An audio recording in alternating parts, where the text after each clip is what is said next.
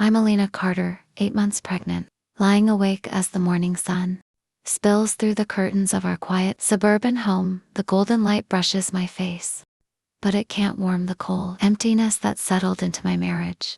My husband, Nathan, used to be my rock, hazel eyes sparkling with excitement when we found out about the baby, his hands gentle on my growing belly. Now he's a ghost in our house, his presence fleeting and distractive. I can't trace when it started, but the late night calls, the unexplained absences, and the way he buries himself in his phone have chipped away at my peace. I rub my swollen stomach, whispering to our little one, hoping somehow this child can stitch us back together. But downstairs, Nathan's fingers fly across his screen, texting Sophie, the woman who's become his escape. She's a sleek, confident paralegal he met at a law firm mixer 6 months ago. Her sharp wit and bold energy, a stark contrast to the life he now calls stagnant. To him, I faded into a background of routine hormonal, needy, a burden he's too tired to carry. He doesn't see my sleepless nights or the way I flinch at his curt replies. That evening, I set the table for two, chopping vegetables with hands that tremble from exhaustion. The clock ticks past 7, then 8. My calls go unanswered, my texts get equipped busy. I sit alone picking at cold pasta, tears stinging my eyes as I cling to memories of our vows, our laughter, our plans, no crumbling like dry leaves. Sophie's allure is undeniable. She swept into Nathan's life with calculated grace, spotting his restlessness from a mile away. I picture her plush nails, designer heels, drawing him into her world of rooftop cocktails and weekend getaways. She's everything I'm not right now. Unburdened, vibrant, free. Nathan's hooked, blind to her game. She doesn't love him, she loves the status he offers. The promise of a cushy life he doesn't even realize he's dangling. At home, I notice the shift. His rare smiles feel rehearsed, his touch absent. He claims overtime business trips, but his phone buzzes with secrets he guards like treasure when I ask. He snaps, "You're too clingy, Alina. Stop doubting me." My heart fractures, but I'm too scared to push harder. Too fragile with this baby to face what I suspect. The days blur into a haze of loneliness. My body aches as I waddle through the house, nesting despite the void. I paint the nursery soft yellow, sew a quilt with tiny stars, read baby books until my eyes burn out, while Nathan drifts further away. Friends ask after him, and I mumble about his demanding job, hiding the truth behind a forced smile. Nights are the worst. I sit at the empty table, waiting for a door that rarely opens, then curl up in bed crying into my pillow. As the baby kicks, I call him, my voice soft pleading. But he's short, Anna. Wet M swamped, Alina, relax. I want the man who promised me forever, not this stranger who's left me to carry our family alone. Sophie thrives on her hold over him.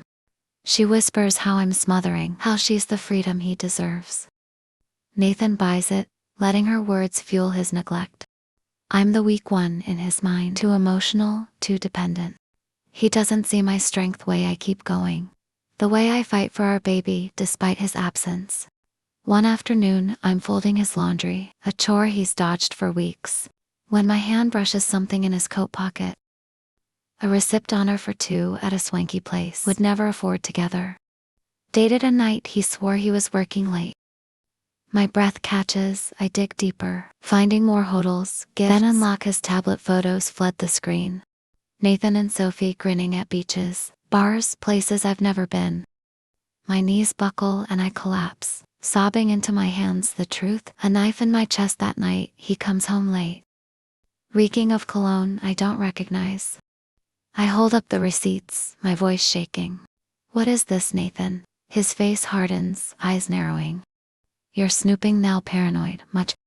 He snaps, turning it on me. I beg for the truth, tears streaming. But he storms out the door, slamming like a gunshot. I'm left in the wreckage of our living room, clutching my belly, vowing to protect my child, even if I'm alone. Sophie, meanwhile, revels in her victory. She strokes Nathan's ego, promising a life of thrills, dismissing me as a relic he's outgrown. He's too lost in her spell to see her the family he's tossing aside.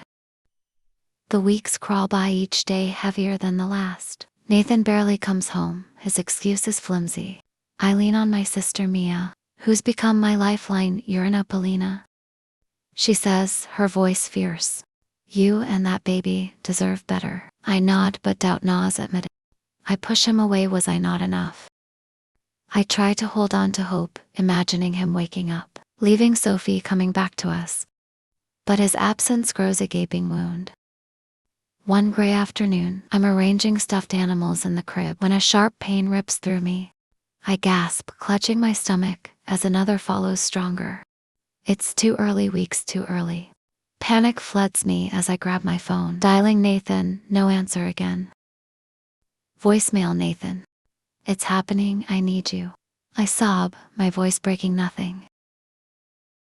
Across town, Nathan's laughing over wine with Sophie, silencing my calls with a flick of his thumb. "Work stuff," he mutters, and she smirks, squeezing his hand. "You deserve this," she purrs. My world shrinks to pain and fear as I call Mia. She's there in minutes, her face pale as she finds me doubled over. "Hold on, Alina," she says, rushing me to the car. The drive to the hospital is a blur of agony, my hands gripping hers as she dials Nathan again. An agoino response. At the hospital, they wheel me in fast, nurses barking orders as my vision blurs. "Complications," they say, "early labor, blood loss." I fight through the pain, whispering for my baby. Clinging to the locket Nathan gave me years ago, a relic of a love I can't let go. In the operating room, I fade in and out, memories flickering: her first date, his proposal, the ultrasound. I see Mia's worried face, hear her cursing Nathan under her breath. The doctors work frantically, their voices a distant hum as I pray to hold my child. Hours later, Mia is at my side, tears in her eyes, the baby's Okaya girl. "In the end, I see you. But you, it's bad, Alina." I'm too weak to cry, my body battered. My heart numb. Nathan's absence is a void I can't fathom. Mia's fury spills. She leaves him a scathing voicemail. "Your wife's dying, your daughter's fighting, and you're nowhere. You'll regret this forever." Nathan finally checks his phone after Sophie heads to bed. The messages hit him like a freight train. He stumbles, guilt crashing through his haze as Mia's words echo. He races to the hospital, the sterile halls swallowing him as he finds Mia outside the IC. "You bastard," she hisses, blocking him. "She begged for you." He chokes out, "How is she critical?" Mia spits, "You don't deserve to know." He pushes past, seeing me through the glass veil. Hooked to machines, a shell of the woman he swore to cherish. He sinks to his knees, sobbing, "I'm sorry, Alina," but I can't hear him, lost in a fight for my life. The next day he ends it with Sophie, her protests ringing hollow as he walks away, clarity cutting through his fog. Back at the hospital, he holds our daughter to me, perfect, a mirror of mean, vows to be better. My condition teeters, but a faint spark holds me, it guards me. Fierce and unforgiving, while Nathan waits broken, praying for a chance to mend what he shattered. I drift, my daughter's face a beacon, my strength forged in betrayal's ashes, determined to rise for her, for me.